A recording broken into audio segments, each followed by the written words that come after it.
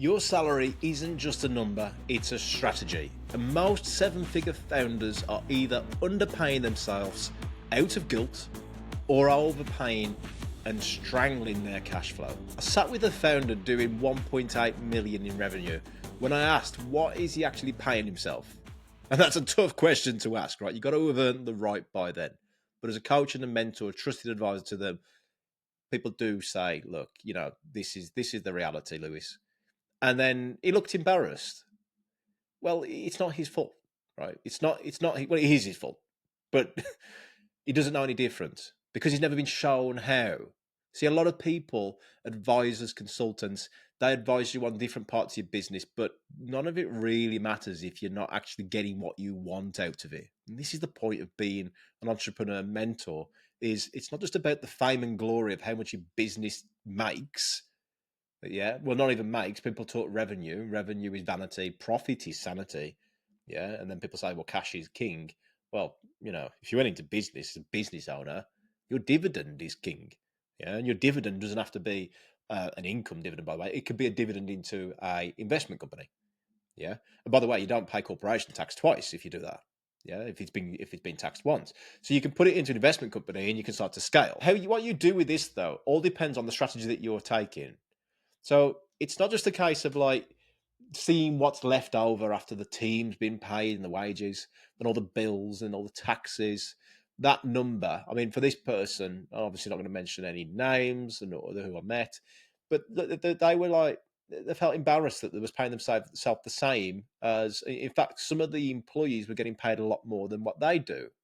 And the employees, even though they were A players and B players, C players, whatever, they weren't going to bed at night worrying about cash flow. They weren't going to bed at night worrying about, did I upset that customer? They weren't thinking, can I afford to keep the lights on next year? Or let's go for a positive. We've had people that lose sleep over not having the right business strategy. It's crazy, and it all comes down to not knowing what the number needs to be for you to be able to get what you want.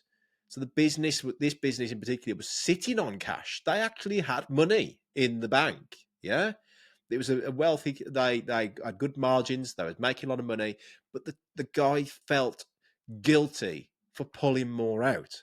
So there's a few things going on here, isn't there? Now, I know you might be listening to this, and this is particularly for business owners and founders, because if you're an employee, we did speak about this, and if you go right the way back to when this was the A Players and 100K Club podcast, there were steps to the dance in here of how you can get paid more as well. But for business owners, especially when this is their baby, they either worry about pulling money out, or the other end of the spectrum is they pull money out too soon without understanding what the 90-day effect might be. Because remember, when you pull money out of a company, you're not just pulling out what's left of the profits, you're pulling out what's in the bank account. And the bank account can be the revenue that comes in, but then it's not the actual profit. Does that make sense? Because you need to look at what the net profit is, what the margins are, and what you're left over with.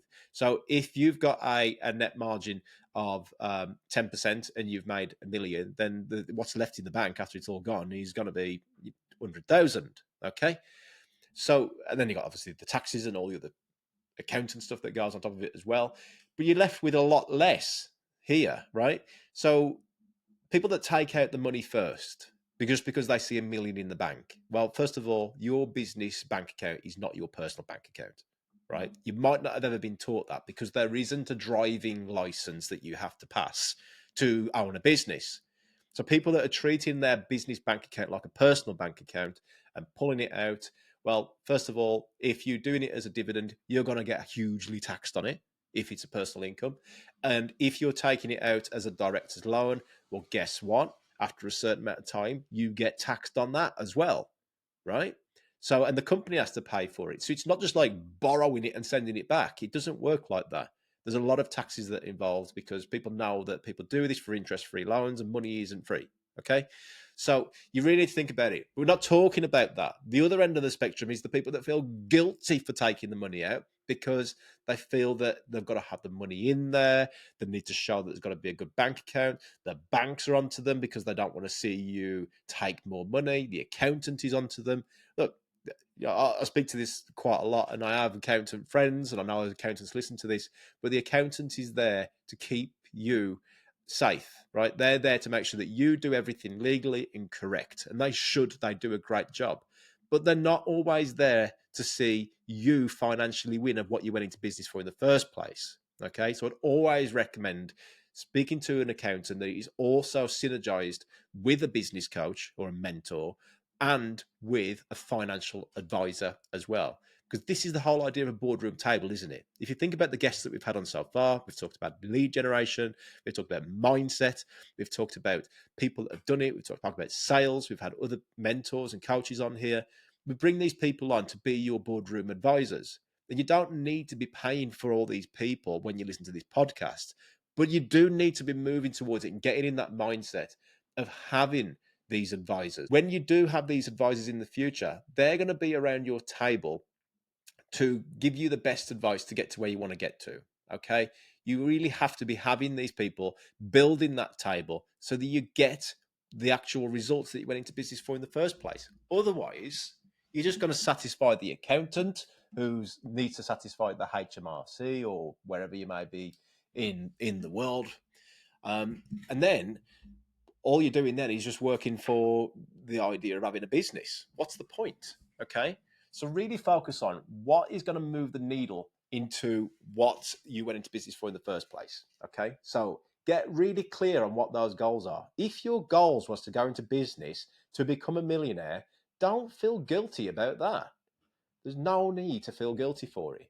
Yeah, that is the goal that you went into business for. But you just got to make sure that to become a millionaire, you need to be taking out a certain amount of money, paying yourself, buying assets, and doing the right things. And you probably need the right advisors around that table to help you with that as well. Okay. So, what is actually going to move the needle is real key here.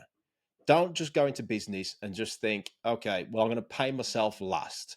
These are the salary myths that most founders believe. They pay themselves last. It sounds noble, but it's a growth killer, right? What you'll actually find is that when you actually pay yourself, you don't actually really change the reality of your life. Yeah, you have your goals, but by then you're into something a lot more passionate when it comes to growing and scaling businesses. That you don't particularly want the Bentleys and the Lamborghinis and the Ferraris anymore. What you're actually after is something that goes a lot further beyond that, because that's what got you into scaling the business and what has actually worked. Yeah, the quick fixers and people that just wanted quick money, they haven't made it as far as where to understand this stuff that we're speaking about on this podcast anyway. They probably stopped when they made their first, whatever it is their goal is.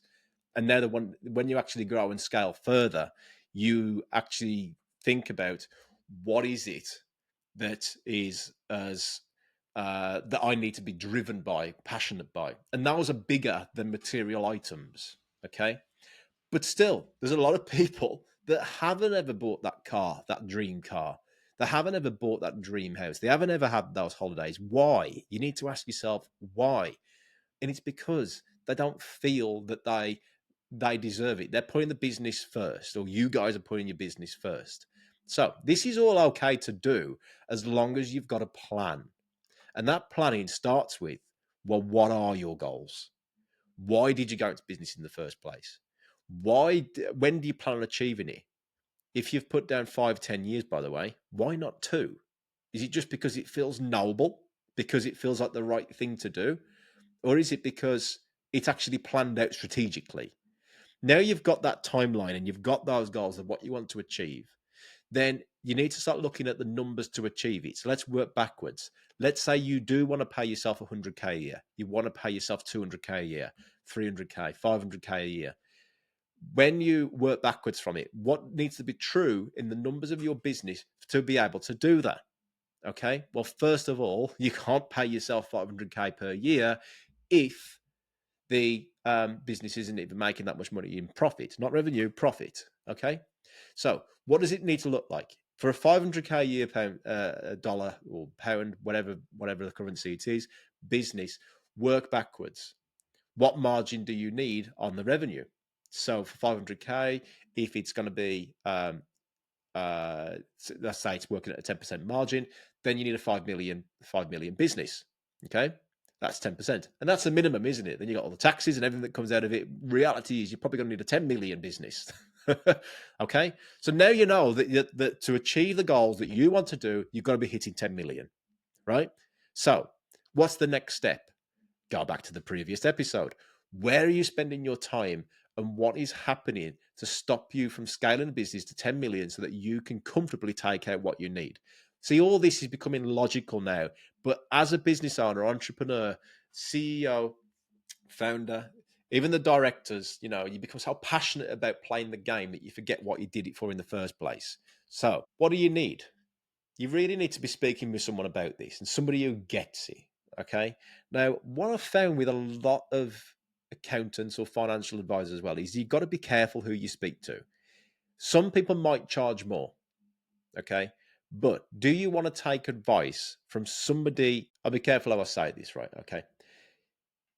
If your goal is to be a millionaire and you're taking advice from people that aren't a millionaire, that's kind of like taking advice on how to lose weight from somebody who's seriously overweight, right? If you've rocked up in the gym and you wanted to get ready for your wedding or a holiday and go on honeymoon and you wanted six pack abs and be ready for it, then and then they go, yeah, we found the personal trainer for you. Here they are, and they're rocked up and massively overweight. You'd be questioning, well, can this person actually help me? Okay. So for the advisors you get around your boardroom table, if you are going to get strategic advice for them to how to make a lot more money, make sure that they've made the money as well. They're doing it, right? Because the amount of people out there that say that this isn't what you need to do is, I don't know. That's my opinion anyway. Well, what do you guys think? Would you take advice from somebody who hasn't done it? Okay. So yeah, think about the accountants, think about the financial advisors that are helping you, think about the mentors and the coaches and the consultants that you're bringing in, and go, all right, mate, cool. Well, show me your business. Show me, show me your bank account. Yeah, show me that you've got the evidence here that have done it. And it could be that they rock up and go, look, well, here you go. Here's the portfolio of the people that we've done it with and what they're saying and blah blah blah. You need to get some sort of evidence behind it. Otherwise, the strategic advice that you're getting isn't always the right advice. So, the right way to decide your pay: use your role's replacement cost as a baseline. Hey, I hope you're enjoying the show so far and you're getting a lot of value from it. Look, we do this for free because it's our vision to help more businesses and their teams scale and actually achieve what they went into business and their career for. So these raw boardroom style conversations deliver the real data on what works and what doesn't, saving you time, money, and most of all, making sure that you don't miss on these opportunities that could really help you scale. Sharing it with people you know really, really supports us on these podcast platforms so we can achieve our vision. So if you have a like-minded friend, colleague, or business owner that could get value from this, thank you for sharing it with them. You know who you are, and greatest respect for everybody that's doing that so far. And if you haven't, then please support us. Let's get back to the show. What would it cost to hire someone to do what you do? Yeah. Then adjust it based on what's the profit margins, what's the reinvestment that's needed, what's the personal runway. Think about it like this: the salary equals the stability, the dividends equals the reward, the reinvestment is the future. Okay. So it's like you've got three buckets here. What are you going to do to keep stability in your business? What are you going to do as a reward in your business? And also, we're talking about as though every piece of profit is for dividend. The profit is also there for the growth and the investment of the future. It's for the people as well that you want to reward for the people that have done it. Whether you do a bonus scheme, whether you do anything to pay back to the people, it's up to you guys. I mean, you really need to strategically be planning this out is the whole point. So how do top CEOs actually pay themselves? Think about this. Real world benchmarks. Founders between 1 million to 5 million range typically pay themselves. Look, you can pay yourself what you want. It's not what you pay yourself that matters. It's what are you going to do with that pay? Because the more you take out of the company, remember, you're going to get taxed income tax on that as well. So is it better to keep it in the company? Is it better to have it in another bank account for the future and keep the investment within the business? If you are entrepreneurial mindset, you do have that entrepreneurial mindset, you're probably thinking about what does the future hold as well and what's possible.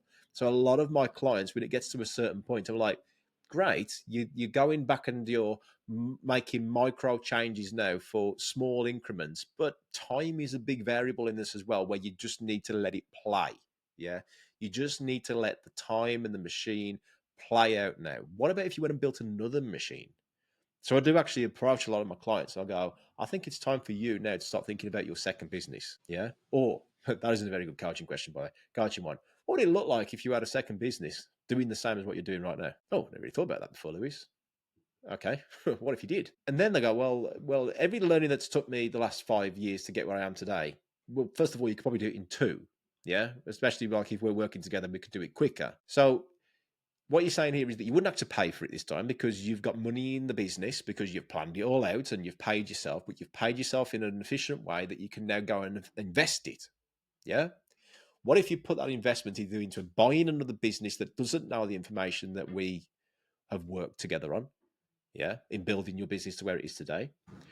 Or you went and started another one, or you spot an opportunity in the market for like to create an ecosystem. For example, if you are a manufacturing company, and let's say a lot of that manufacturing has a special widget that's built for it. Well, let's put it into context. Let's say you're making toy cars, yeah, and then the toy cars are made out of plastic, and the all you're doing in the manufacturing plant is placing them together. Well, then you go and buy the plastic forming factory, or you create one. You now own your production line. Okay. And then what about the distribution? Well, the distributors, you're finding that the distributors can be a bit of a pain and they try and push you down. So you go and start a toy shop and you sell the toys through your toy shop. So you're owning the ecosystem. Then what's needed? Well, we spend a lot on accounting fees. Okay, well, let's start an accounting business. Yeah. What do you need? Next accountant. There you go. Done. So you can start to build the ecosystem then, and all these different businesses contribute to each other. And what happens? Your margins are better because you are the ecosystem. But you don't think like this if we're just thinking back to the moral of the story. Let's just take money out of the business. Or, oh, I'm just going to keep money in the business for a rainy day. Typically, if your revenue is 1 million, 5 million, 10 million, if you should be keeping 10% in capital. Yeah, you should be keeping that. You should be keeping some of that back as well. Okay. So is it true? Is it possible then, if you think about it, to have too much saved in the business? Yes, it is. And this is back to the story. The person I met that had money in the business. I'm like, why? Why are you keeping that much money in the business? And the reality is because they've never been taught what to do with the money, right? Money in a business, you've got your interest rates, you can put it into certain things. I mean, there's a good application if you want information on this. That obviously it's only protected in the UK up to, I think it's like 85,000 now. It's only protected up to a certain amount, 75, 85. And you can actually put it into distributions of different banks, different societies, so you get the best interest rate and keeps your money protected. People don't know this stuff, yeah, and this is why you recommend that you go and speak to a financial advisor that would really be able to help you. I mean, I can't offer financial advice on this. I'm just talking from experience. But yes, go and speak to a financial advisor, but somebody that knows what they're doing with businesses and investments. Okay? When you've got that money, you're reinvesting it to make it work better for you. Now, that might be your goal. It might not be your goal. It may not have even crossed your mind. But you've really got to understand here, what is true wealth? And the mindset shift here is pay as a leadership move instead. Okay. Your pay reflects your business maturity. Yeah. It reflects on your business knowledge maturity as well. If you're not exposing yourself to other entrepreneurs, then what happens is that you stick to within the boundaries of your four walls of your office, and you're the big fish in a little pool. Push yourself, learn more. How are others doing it? Yeah, you could be on a real gold mine right now, but you don't realize it yet because you haven't learned how to leverage your business and leverage your money.